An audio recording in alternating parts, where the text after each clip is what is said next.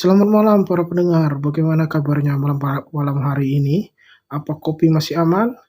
Kembali lagi bersama saya Per di channel Suara Malam. Kali ini saya akan membawakan sebuah cerita horor yang saya kutip dari Twitter @razela_ yang berjudul Jaga Ibu.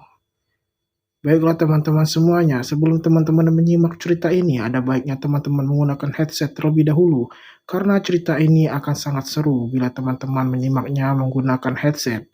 Baiklah teman-teman, mari kita simak ceritanya.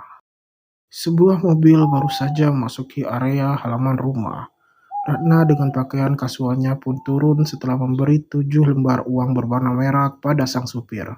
Pandangan Ratna tak bisa lepas dari bendera kuning yang terpasang di pilar rumah. Ia baru menginjak rumah ini lagi setelah belasan tahun lamanya. Kedatangan Ratna disambut baik oleh Bu Desri. Ratna tersenyum samar kala mendapat pelukan dari wanita parubaya itu.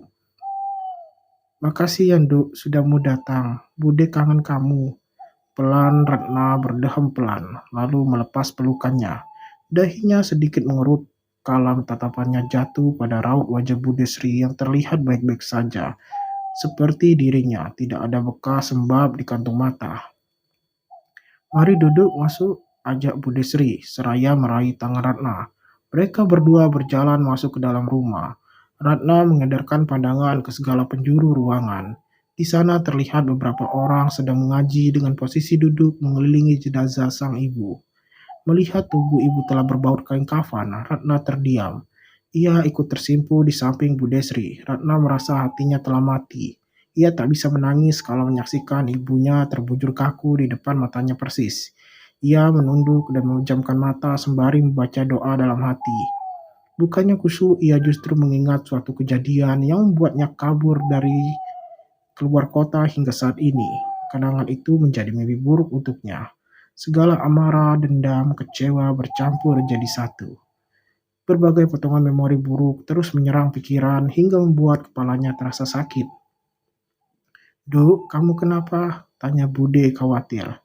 "Gak apa-apa," respon Ratna. Ia menarik napas dalam-dalam, kemudian menghembuskan pelan.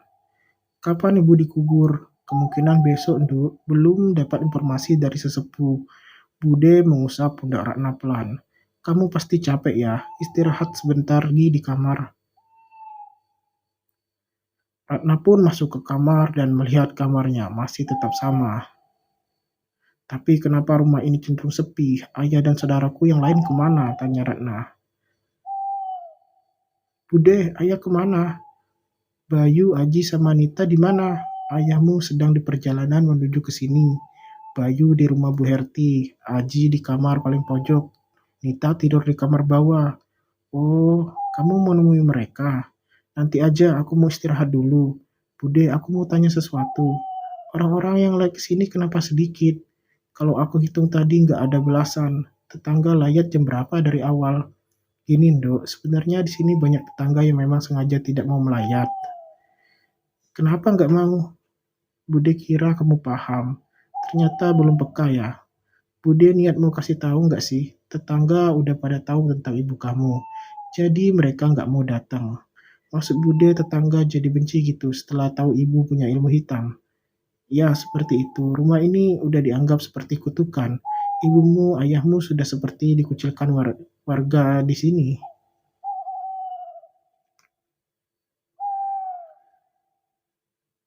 "Ya pantas, salah siapa bersekutu sama jin? Tahu rasa sendiri mereka." "Kamu jangan seperti itu, Ratna. Budi masih ingat gak sih trauma aku di masa lalu kayak apa? Alasan aku kabur ke kota karena apa? Karena ibu. Ibu itu jahat. Dia mau numbalin aku waktu kecil. Selama aku di kota, aku berkali-kali datang ke psikiater." "Iya, Bude paham perasaanmu. Bude paham perasaanmu, tapi sekarang ibumu sudah tiada. Bude harap kamu mau memaafkannya. Mungkin aku sekarang bisa gak benci sama ibu, tapi rasa kecewa gak akan pernah hilang. Lebih baik aku tidur daripada bahas ini sama Bude." Bahas tentang ibu memang gak akan ada selesainya. 3 jam kemudian Ratna masih senantiasa tidur. Ia sampai lupa bahwa dirinya berada di rumah ibu. Saking terlelapnya, ia tak merasa selimutnya ditarik hingga merosot sampai pinggang. "Nah, Ratna, Memberani timpani Ratna samar-samar menangkap suara yang memanggilnya. Awalnya Ratna tak acuh, namun semakin lama suara itu terus mengganggu di telinganya. Pada akhirnya ia terpaksa membuka pelan kedua mata. Ratna mengerjap berusaha memperjelas penglihatan. Ia pun mengubah posisi menjadi terduduk di atas ranjang. Saat melihat sekeliling, ia tidak dapat menemukan siapapun. Hanya ada dirinya di kamar ini. Ternyata cuma mimpi, tapi rasanya nyata banget sampai kebangun. Pikiran Ratna pada saat itu. Ratna mengecek layar ponsel, di sana tertera angka berbentuk jam. Jam setengah 10, bola matanya membulat lebar. Jiwa Ratna yang sempat hilang separuh mendadak terkumpul, matanya bergerak ke kanan ke kiri. Ratna baru sadar sepenuhnya bahwa Ratna masih di rumah ibu, gumamnya. Ratna membuang napas kasar dan menenangkan diri. Ia kembali membuka ponselnya kalau mendapat notifikasi pesan baru. Kak, kakak masih di rumah ibu? Dari Bayu, adiknya si Ratna. Iya, kamu di rumah Bu Herti.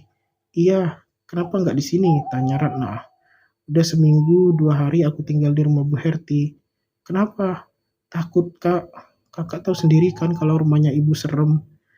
Biasa aja, cuma perasaan kamu. Oh ya kak, apa kabar? Udah lama kita nggak ketemu, kata si Bayu. Baik, kamu apa kabar? Maaf kak, nggak bisa nemuin kamu dari dulu. Kamu tahu alasannya kan? Oh iya, aku baik. Setelah tinggal di rumah Bu Herti, aku ngerti kok alasan kakak nggak nemuin aku. Aku masih tetap anggap kakak sebagai kakakku. Sampai jam segini kamu nggak ke rumah? Tanya si Ratna. Enggak, aku cukup kirim doa dari sini. Memangnya kakak nggak takut? Tanya si Bayu kepada Ratna. Buat apa takut? Di sini juga masih ada yang ngaji. Kakak lagi di kamar? Tanya si Bayu. Iya, atas atau di kamar bawah? Di kamar atas. Kakak beneran dengar suara orang lagi ngaji? Iya, baik. Kenapa sih? Kok nggak percaya? Aku nggak percaya, Kak. Apa sih? Nggak jelas kamu. Udah ya, aku haus. Aku mau ambil air minum dulu. Bye. Baru berjalan 10 langkah, ia tiba-tiba berhenti. Matanya mengarah pada kamar dengan pintu terbuka yang memperlihatkan seorang anak perempuan tengah tertidur di sofa. Ratna memberanikan diri untuk masuk. Ia berjalan mendekati. Sakit. Telapak tangan Ratna terasa dingin usai menyentuh kening gadis bertubuh mungil itu. Ia lantas mengambil selimut guna menghangatkan tubuh. Orang tuanya mana? Kenapa dibiarin sendiri di kamar? Apa mungkin anaknya Bu Desri? Di dalam batin Ratna dia bertanya-tanya. Tanpa pikir panjang, Ratna melenggang pergi keluar kamar. Ia menuruni anak tangga dengan langkah hati-hati. Loh, kok sepi? Ratna terpaku beberapa saat. Semua orang sedang mengaji tadi pun berubah senyap seketika. Ratna hanya mendengar suara detak jam di dinding kuno. Karena penasaran, Ratna mengacu langkahnya untuk memastikan. Namun tidak ada siapapun di sana kecuali jenazah sang ibu yang masih terbaring dengan balutan kain kafan. Ratna semakin heran, ia tidak mungkin salah dengar. Jika melihat sekelilingnya suasana rumah begitu sepi, tidak ada satu orang pun menjaga jenazah ibunya. Suara ngajinya gak kedengeran lagi. Orang-orang pada kemana ya? Cepet banget ngilangnya. Gak mungkin aku salah dengar. Mereka tadi baca surat Yasin buat doain ibu. Dalam batin Ratna. Pak Ratna pun segera menghubungi Bu Desri melalui chat WA. Bude di mana? Kok rumah sepi? Bude tidur atau memang gak di rumah? Bude lagi di perjalanan, Ratna. Oh iya Bude, tadi waktu aku ke kamar sebelah, ada anak perempuan badannya dingin. Itu anaknya Bude. Anaknya Bude laki-laki semua, Duk. Ratna mulai curiga. Aji sama Nita kemana? Tanya si Ratna. Ya sama Bude. Ini lagi di perjalanan pulang, Duk. Ibumu nggak jadi dimakamkan besok. Jadinya jam 9 tadi. Bude tadi mau bangunin kamu. Nggak tega. Tidurmu pules. Kamu kelihatan capek. Bude jangan ngarang deh. Ratna mulai merasa curiga dan aneh. Karena tadi Ratna melihat jenazah ibunya masih ada di ruangan tengah. Bude nggak ngarang, Dok. Warga di sini minta agar ibumu segera dikuburkan. Tadi warga sempat ramai-ramai datang ke rumah, mereka nggak mau kena kutukan. Tempat pemakamannya pun nggak boleh di sekitar situ, harus di tempat yang jauh. Makanya tadi Bude sama yang lain sudah berangkat jam 8, sampai sana jam 9. Jadi sekarang aku lagi sendiri di rumah, Bude. Iya, Bude, terus ini siapa? Ratna melihat ke arah mayat yang sedang dikain kafan. Ini siapa, Dok? Maksudmu apa? Hah, Bude apaan sih? Itu jelas-jelas ada ibu. Jadi yang tadi Bude omongin ibu dimakamkanlah. Itu semua bohong. Bude jangan ngarang cerita, kata si Ratna dia mulai tegang. Bude nggak lihat apa-apa, itu kosong. Ratna pun yang tadi video call langsung mematikan handphonenya dan Ratna bergegas menaiki tangga. Jantungnya berdetak kencang tak karuan. Kakinya hampir lemas setelah mendapat chat dari Bu Desri. Namun saat ingin menaiki anak tangga lagi, Ratna berhenti. Ia mendengar bisikan suara dari arah belakang. Ratna, jangan tinggalkan ibu. Ibu belum mati. Dan selesai. Baiklah teman-teman, itulah cerita horor konten pada malam hari ini. Cerita ini cukup menyeramkan jika teman-teman menyimaknya dari awal cerita dan tanpa menyekip sedikit pun cerita yang saya bawakan.